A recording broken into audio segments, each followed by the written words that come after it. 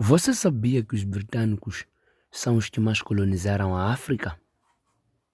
Os ingleses, sendo uma grande potência econômica naquela altura, eles colonizaram mais de 18 países. Olá, sejam bem-vindos ao canal Africanicidade. Neste vídeo, você saberá um pouco mais sobre a chegada dos ingleses à África e os países por eles colonizados. E também falaremos da justificativa, os porquês os europeus colonizaram a África. Nós saberemos neste vídeo. Mas antes, eu peço seu apoio para fazer crescer o meu canal. Senta o dedo no like, subscreva-se ao canal e ative o sininho das notificações para sempre receber novos vídeos ou novas informações relacionadas com a África.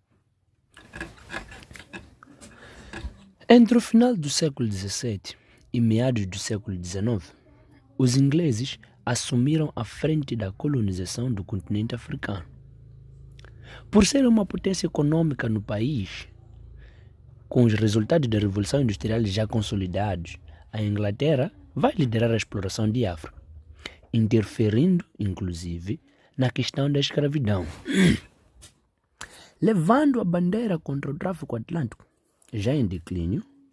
Assim, encaminham o comércio africano para a exportação do ouro, dos diamantes e tapetes, marcando a dominação inglesa em seu mercado.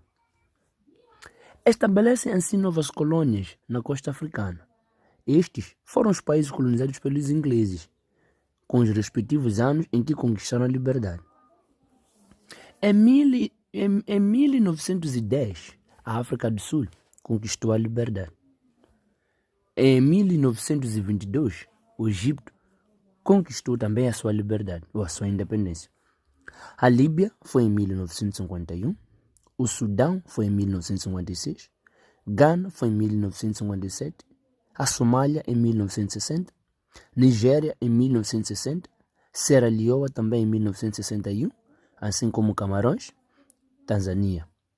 Uganda foi em 1962, Quênia em 63, Malawi em 64, assim como Zâmbia, a Gâmbia em 65, Botsuana e Lesoto em 1966, Ilhas Maurício foi em 68, assim como a Suazilândia, Seychelles foi em 76 e Zimbábue em 1980.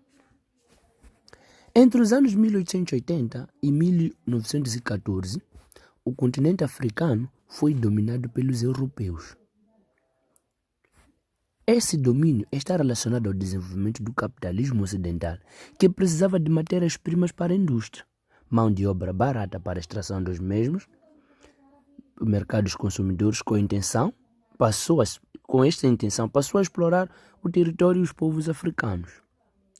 Antes mesmo da exploração efetiva e da divisão do continente entre os países europeus, isso foi por volta dos 1880. Falei disso também da divisão do continente africano pelos europeus no vídeo sobre a chegada dos portugueses. Expedições foram enviadas à África para o reconhecimento geográfico do território. Já no início do século XIX, o governo inglês financiou expedições de reconhecimento para a futura exploração. Nesse caso, os ingleses enviaram um grupo para poder fazer uma avaliação do território africano, para que os europeus pudessem se dividir, o território africano fosse de domínio total dos europeus. As nações europeias disputavam territórios em busca de ampliação da sua presença em África. Para resolver essa rivalidade, uma convenção feita nos anos 1884 e 1885, a chamada Conferência de Berlim. Foi nesta conferência que aconteceu a partilha de África entre as nações europeias. Entre as mais beneficiadas, que ficaram com a maior parte do território, estão a Inglaterra e a França. Pois é, como já dizemos, o título do tema é Chegada dos Ingleses à África. E eles mais exploraram a África. Os ingleses foram os que mais desgraçaram este continente. Os britânicos fixaram-se na Gâmbia, Serra Leoa e Nigéria e continuaram a explorar Zanzibar na Tanzânia, Egito, este último já controlado pelos britânicos desde 1882. Outro ponto de interesse foi a África Austral. Dá-me a falar da África do Sul, onde exploraram os diamantes. Por exemplo, o diamante que é usado na realeza britânica hoje em dia, aquele diamante gigante que aparece na coroa, aquele diamante é oriundo da África do Sul. Mas vamos falar disso nos próximos vídeos. O governo britânico pouco se desenvolvia na administração colonial direta e procurava não alterar os alicerces dos governos locais. Além disso, seguia o princípio da autonomia financeira. O governo britânico não queria se envolver nas localidades. Eles chegaram, por exemplo, numa localidade, encontrar lá um chefe, um líder responsável por aquela localidade. Ele não chegava ali dizer, você não pode governar, eu tenho que governar. Não. Eles, ao chegar lá, respeitavam aquilo, mas eles deveriam controlar o território no geral. Mas aquilo, você com seu poder, você era boss ali mesmo. Eles não chegavam a dizer, impedir, você não pode liderar. Além disso, eles seguiam o princípio da autonomia financeira, condição de autonomia política que mantinha. Os representantes ingleses atuavam como intermediários. Eram concedidas liberdade de decisão aos chefes locais que não conflitassem com os interesses da metrópole.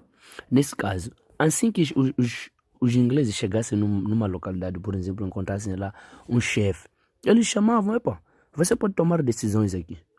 Aqui nesta localidade você pode ser chefe, dizer o que deve acontecer, o que não deve acontecer. Mas as tuas decisões não podem ir contra as nossas. Eles, como os britânicos, colônias. Você tem que tomar...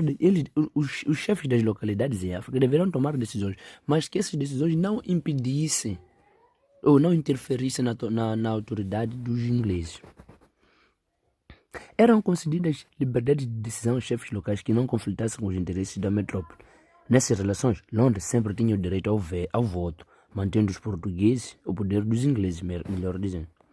A exploração econômica que dava através de companhias comerciais que tinham sede nas metrópoles e ganhavam o direito de exploração do território.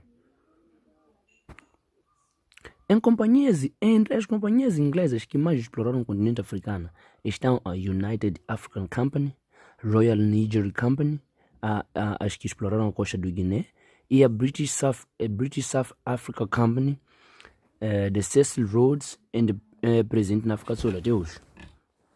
Cecil Rhodes foi um dos maiores investidores e exploradores do continente africano e se tornou um dos homens mais ricos da Inglaterra. Sua riqueza foi construída com base na exploração das minas de diamante na África do Sul. Após pressionar Londres, conquistou a autorização para ocupar também a região do Botsuana, em 85. Passou a chamar-se província de Rodésia, em homenagem ao Cecil Rhodes. A companhia de Beers é até hoje uma das principais atuantes no mercado dos diamantes. Uma das características principais da exploração africana no período imperialista era o crescimento do eurocentrismo. E esse eurocentrismo se definia por meio das forças dos colonizadores, que obrigavam os nativos a adotarem aspectos europeus. Aquilo que nós hoje em dia nós chamamos de assimilados. Os europeus tinham mais poder de fogo e coagiam a população africana de diversas maneiras, seja a assumirem os mantos religiosos e culturais, assim como ideais de consumo de impostos pelos colonizadores. O neocolonialismo foi o princípio do imperialismo na África. Essa ideia foi a ideia de expansão da costa africana para todo o continente, foi pensada de uma forma estratégica, mas justificada de uma forma racista. O que eles diziam? Quando fossem perguntados os porquês dos europeus colonizarem a África, o que eles davam como resposta? Eles diziam assim: nós temos de colonizar a África porque a África é o continente menos desenvolvido de todos os outros. Então, pelo fato de ser menos desenvolvido, nós temos de lhes colonizar. E é assim como nós terminamos nosso vídeo. Muito obrigado pela vossa atenção. Esperamos. E por favor, não esqueça de subscrever-se ao canal.